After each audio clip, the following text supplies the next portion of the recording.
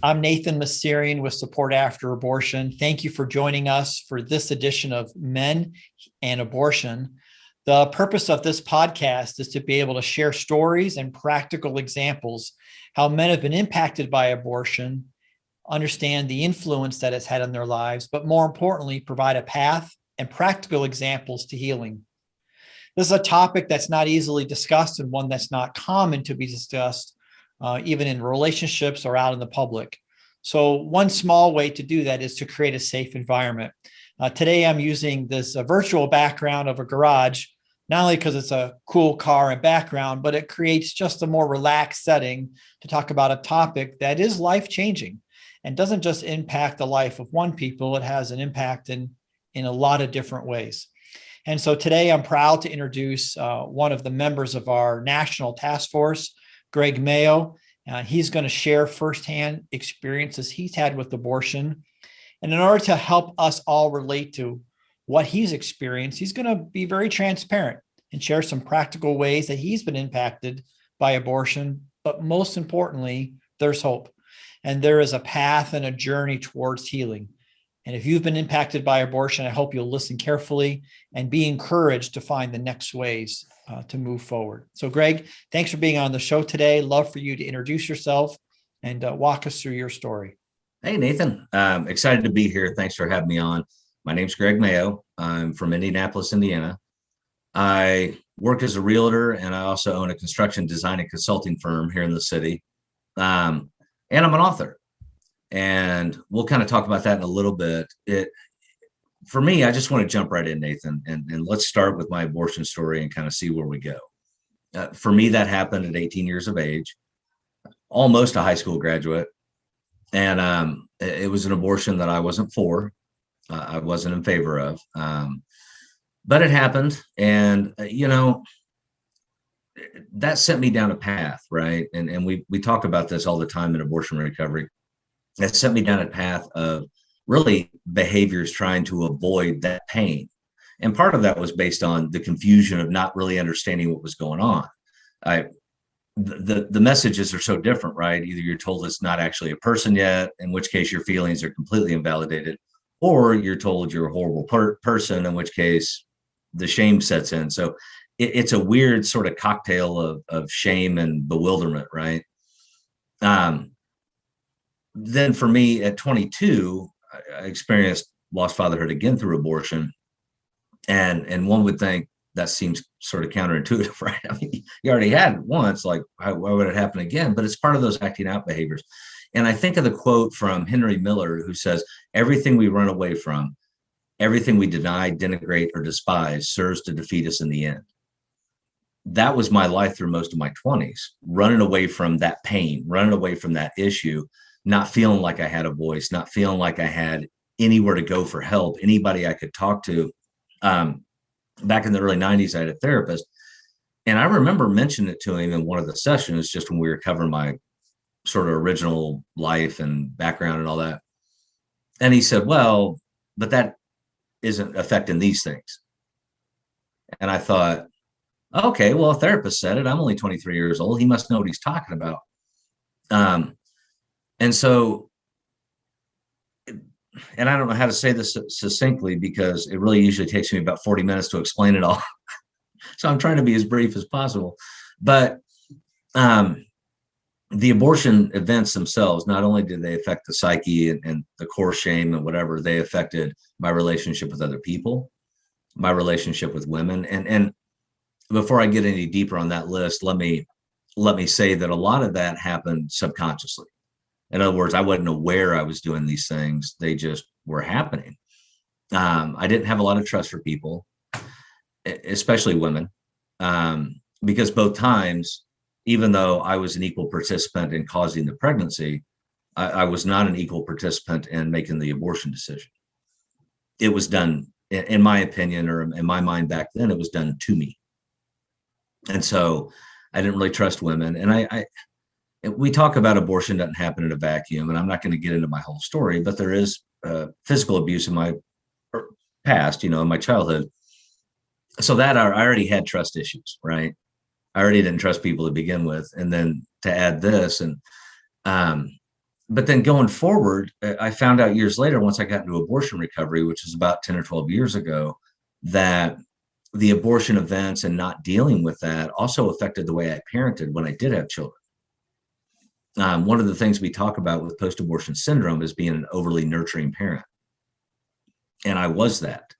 And I realized after getting into recovery that that was based on my shame for not protecting my two children before.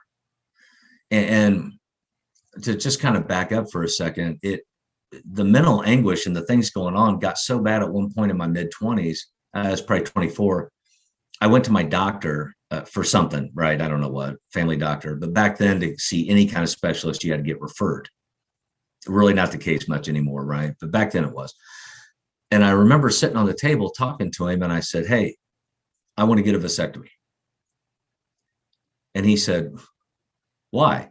You're not married. You don't have any kids. What's going on?" And I said, "Well, I just think it'd be best." Now, in his wisdom, he did not refer me for that. And my sons that I raised are probably pretty happy about that too.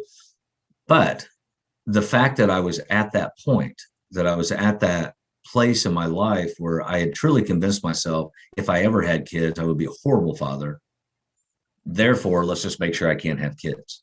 That's a low. It reminds me of a quote from Charles Bukowski, who said, "We don't even ask for happiness. We just ask for a little less pain."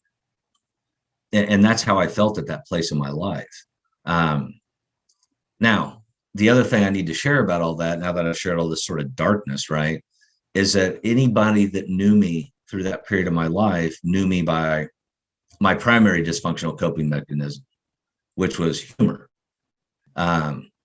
If you would have met me, if you worked with me, if we hung out at all, you would have known a guy who was charming, funny, gregarious, outgoing. None of that stuff under the surface was there.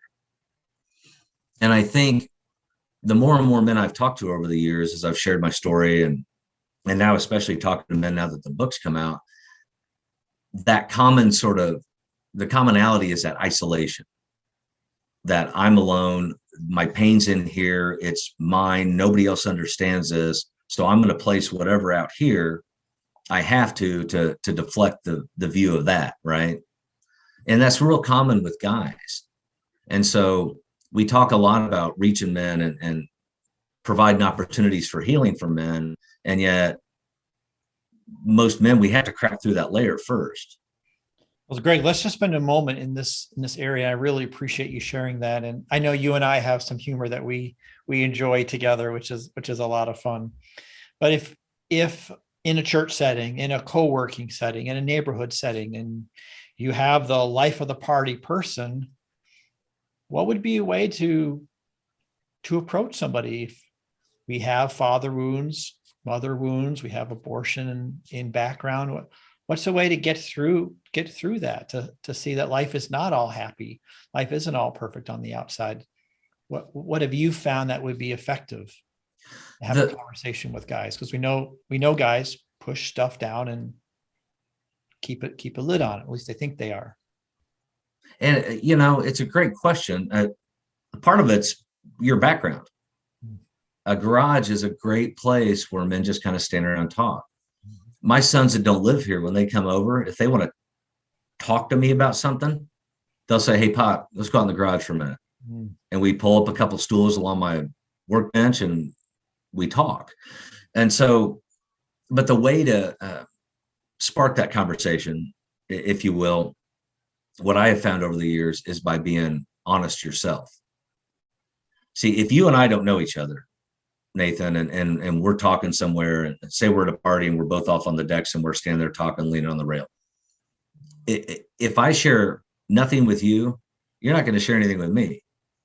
It's that sort of standoff in an Old West movie, who's going to draw first. So what I've found is, and William Paul Young talks about being in the grace of just one day, being available to the moment. There's all these different ways of saying it, but it's knowing and the awareness that, hey, I've got a moment. God has put me in a place where I'm talking to this dude one-on-one. Let me share little nuggets and kind of see where this conversation goes. And almost without fail, dude, it opens up into a conversation. So over the weekend. what I hear you saying is being intentional, and you don't have to dump your life story at that moment, but creating a window to say, I've had some trauma, or I've had some experiences that have been horrible. This may not be everybody's vocabulary, but that may be a way to talk about it. I've Right. even asking the question, tell me how you got to this neighborhood. If it's a neighbor, what brought you to this area? And you can listen to various stories, and you'll hear people say, I've left X, or I had an X and we moved here, if you catch my drift on X.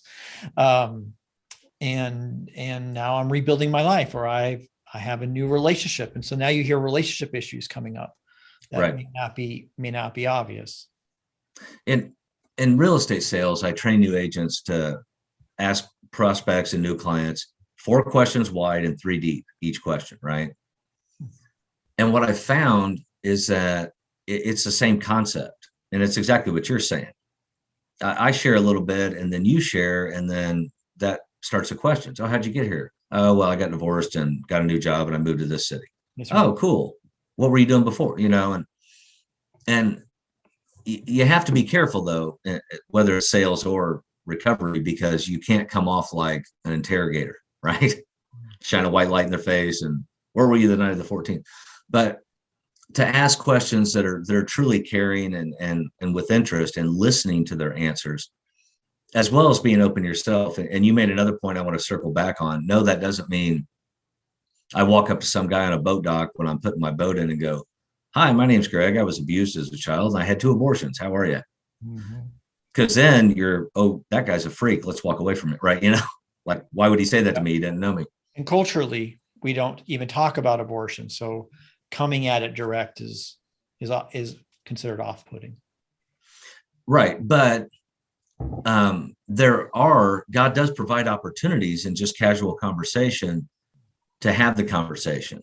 I think one of the most important things is if we're going to talk about abortion, and I'm saying right now, I'm just dropping the gauntlet and saying there's absolutely nothing wrong with talking about abortion, but we can't talk about the politics of abortion.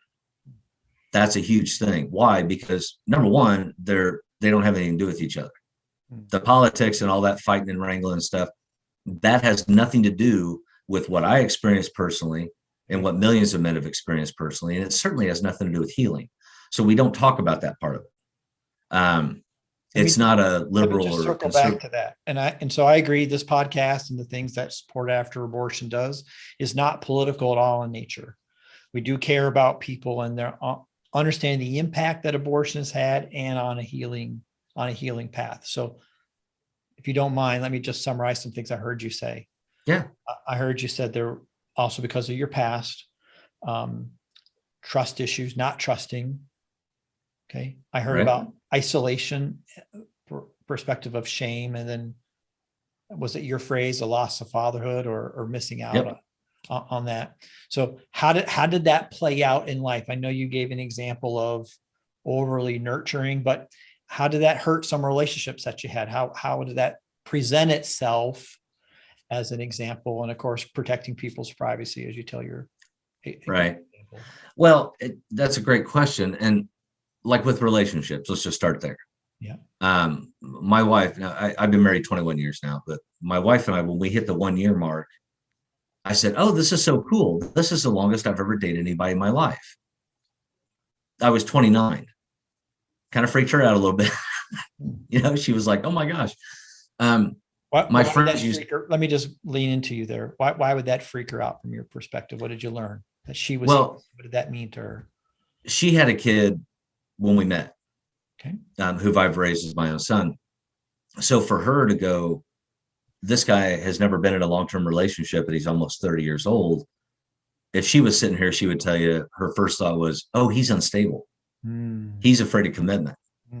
In fact, my buddies used to joke that I had an overwhelming fear of intimacy and commitment. And I laughed along with them, but there was a lot of truth to that. And so in relationships, they would get to a point where things would get a little close for me. I was afraid they were going to find out my secret, right? That old recovery thing, we're as sick as our secrets. And I would find a reason to leave. It was almost like a bad Seinfeld episode. Well, her hands were too big, or She wore heels and was taller than me. That's weird. You know, it would be anything. I would find anything. And so what you find is that in the process of doing that for several years, you hurt a lot of people. Um, and I think the worst thing about it when you really dig into the fourth and fifth step in recovery is you hurt these people and they don't even know why. That's the thing that, and so the other thing is, with the shame grows and it feeds itself, right? And it becomes toxic. And we talk about toxic shame is I am wrong, healthy shame is I did wrong. It becomes toxic shame pretty quick. And so every single decision you make, you leave a relationship, oh, I hurt her, I'm a bad person. You quit a job, oh, I can't hold a job, I'm worthless, I'll never be able to support a family. Everything you do feeds into that core of shame. And without going on a long thing, I don't know how to explain it any better than that, but and so then that shame colors every aspect of your life. I moved all over the country in my 20s because I was trying, I didn't know this at the time, but I was trying to run from that pain. I'll go here, nobody will know me. And then a couple bad relationships happen and whatever. And I'm like, boy, this place over here sure looks good. And so it colored everything. I didn't finish college. There was too much I wasn't dealing with in my head. I jumped from job to job and career to career. I jumped from relationship to relationship to relationship. There was literally nothing stable about that decade of my life. Let me just feel the weight of that for a moment, Greg, and help our listeners and people watching. If someone is in that exact same state of life, you said for a decade, there are people with multiple decades who are in that phase of life, still dealing with shame, still running from relationships, lots of brokenness. What was the turning point? What was the opportunity for hope that said there is a different way? Can you give us a glimpse into that turning point or a process towards healing? Yeah.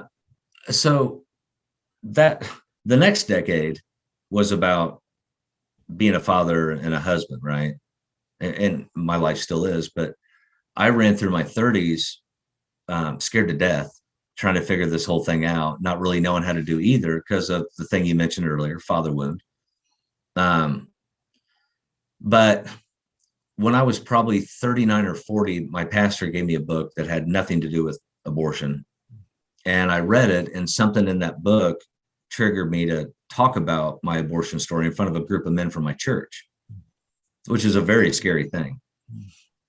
But I did, and I found out a bunch of them had similar stories. So that moment in that book study, sitting in the foyer of that church, that was a moment when on the way home from that, and it probably bears to say, I spent most of my adult life in ACOA, Adult Children of Alcoholics, because my father was an alcoholic. And I was familiar with recovery. I'd been to therapists. I was familiar with these things, right? But that moment, that night, I can tell you what shirt I had on, what truck I was driving, what time I left the church. I mean, it's ingrained in my memory. But that night, I was like, ooh, whoa, I'm onto something. What is this? What's going on? Talked to my pastor the next morning. I immediately started reading all these abortion books. There was something, I don't want to miss it for our listeners and viewers, but there was something in the power of sharing your story. And is that what you're saying? Or was there more to it than that as it started to connect with recovery? It's starting to come together. The apex moment was the power of sharing my story, because it told me one undeniable truth that I had hidden from for years. I'm not alone. Powerful. And by me sharing my story, these other guys who I'd known for years, by the way, in church, they felt comfortable then sharing with me. Now, it's a funny thing. When you open up a wound and a guy becomes vulnerable, one of two things happens.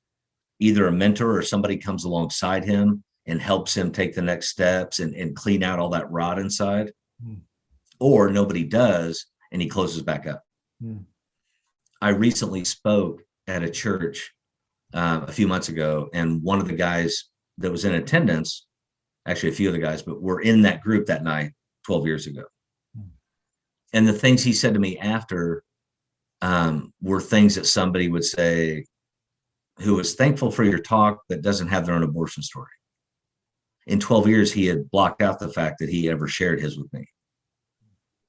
And that's that I don't think that can be overstated. When you open that wound up in a man, if you get him to open his heart and his spirit and share, there has to be next steps. That's a helpful transition into, let's talk about some next steps. So what I heard you say that after you shared your story, you met with your pastor, you started reading books. What were some highlights of the healing process? That doesn't mean that they were enjoyable processes, but what were those steps towards healing? Again, to give people a sense of what steps they might take on their healing journey. One of the big things for me too, I guess, during that were first realizing that God wasn't punishing me. The realization that yes, the abortion was a sin, and the things that happened that caused the abortion to be a possibility were sins on my part, but that God still wanted a relationship with me, that I was still created for purpose with God. That was huge for me because for a long time I didn't believe that. Again, that shame, right? And one of the other things, when I went through the process of naming both of the children, and then I went down to the river. My fathers always call it the hallowed Wabash out in Western Indiana. I sat on the beach for half a day along the river, and I wrote letters to those children, letters asking them for their forgiveness, telling them I loved them, I'll see you soon, that kind of thing. I wrote letters to the mothers offering forgiveness and asking for their forgiveness. Oh.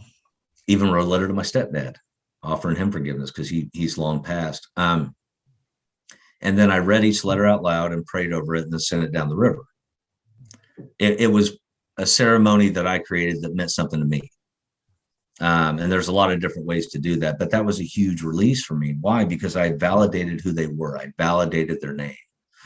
I named them Abigail and Benjamin because of my love for colonial American history and some characters there. But and to further show honor and respect to those children, when I wrote the novel Almost Daddy, I named the two main characters Abigail and Benjamin. And so that was a huge thing and a huge turning point for me. And then a few years into it, I kept trying to find places to volunteer. The 12 step in recovery, right? Haven't had a spiritual awakening. We try to carry this message to others. And every place I talked to was like, well, we really don't have anything for men to do. Abortion places or Christian abortion counseling type places. And I was like, really? Because half of this process was a dude, right? And then God connected me with a Celebrate Recovery group that needed an additional leader. So maybe just for our viewers and listeners, tell us what Celebrate Recovery is, and then maybe just speak to how that process led you to writing a book, and then what a new edition's coming out. Yeah. So Celebrate Recovery is a 12-step based program that's Christian focused. It's not only for alcoholics and substance abuse people, but they say any hurt, habit, or hang up, right? So whatever your thing is, food, anxiety, sex addict, whatever, you can apply the 12 steps to it. Well, because of my years of time around 12-step groups, ACOA and stuff, I was familiar with the concept. So I'm like, sure, I'll jump in and help. And then when I did a step study, which is where you focus on the 12 steps one at a time in a very small group of same-sex people, we went through and I decided to focus the 12-step study at that time on abortion recovery. And the results were amazing. And so I started looking around and I'm like, why is there nothing combining the 12 steps with post-abortion healing? During that time, I decided to tell a story, and Almost Daddy is not specifically my story. There's parts of my story sprinkled in, but it's a novel. And I wrote it because A, I wanted to bring awareness, and B, I wanted to start the conversation. That's what this novel is. It's a way to start the conversation. And I realized that men, and maybe most people in general, I always joke that after 21 years of marriage, I don't know how women think. But I get it. I got an idea how men think. And I know men, we see ourselves in story, whether it's the outlaw Josie Wales or Jeremiah Johnson or whatever. We see ourselves as a character. And so I wrote the story to start the conversation. And then the Spirit kept bugging me, like he does. And so I wrote a companion guide to Almost Daddy that is based on the 12 steps, to help men start to walk through the healing process via the 12 steps, because it's very simple. The first step, right? Admit there's a problem. Okay, I can do that. Now what? And when we kind of talk through the 12 steps and how they work or might work in this situation. And that is not to take away from any of the other abortion resources that are available. I personally went through several of them, and many of them were a great help to my recovery. Let me just jump in with you. I've heard it said, I'm sure you've heard it said as well, healing is not a one-time experience. And this might sound like a strange question, but why is healing a journey? Could you? Let's take the example of golf. And which is funny, I'm not a big sports guy, but I played golf yesterday, or I kind of played golf. And I was explaining to one of the young guys in my foursome, it was me and one of my brothers and one of my sons. And I explained to him, you'll never have a perfect golf game, no matter how good you are, but certainly at our level. The first front nine, I was driving like it was my job, but I was 4-putting every hole. And so when you take that concept, no matter what it is in life you're doing, whether it's carpentry or computer science, computers, things are always changing. You always have to be learning more. Well, the same is true with our spiritual journey and our recovery journey, which should be intertwined, by the way. I did this program for years with my pastor, well, at the behest of my pastor, where, Proverbs is 31 chapters and there's 31 days, and we all are familiar with this. So I read whatever chapter was that day, right? We're all familiar with this. Well, do that for 3 months. Do that for a year. And underline the passages that stick out to you that day. You'll find it's different, because we're different. We change. And we used to joke and celebrate recovery at the intro of the meeting and say, recovery's forever. You never graduate. And it is. The spiritual journey's forever. If you ever get to a place in your life where you think, I've got it all figured out, I'm done, pray for guidance, because you don't. You're being fooled. That's an excellent example. And so just the way I'll try to summarize that is we continue to grow as individuals. And as a result, new insights, different experiences impact our healing. And while you may have been healed from, let's say, an anger issue, another situation shows an area that maybe it's trust that's still not been truly healed. And so that may give an example of why healing's a journey, not a one-time experience. You said it much more succinctly than I did. Because I love working. I love that. It's because I love working on cars.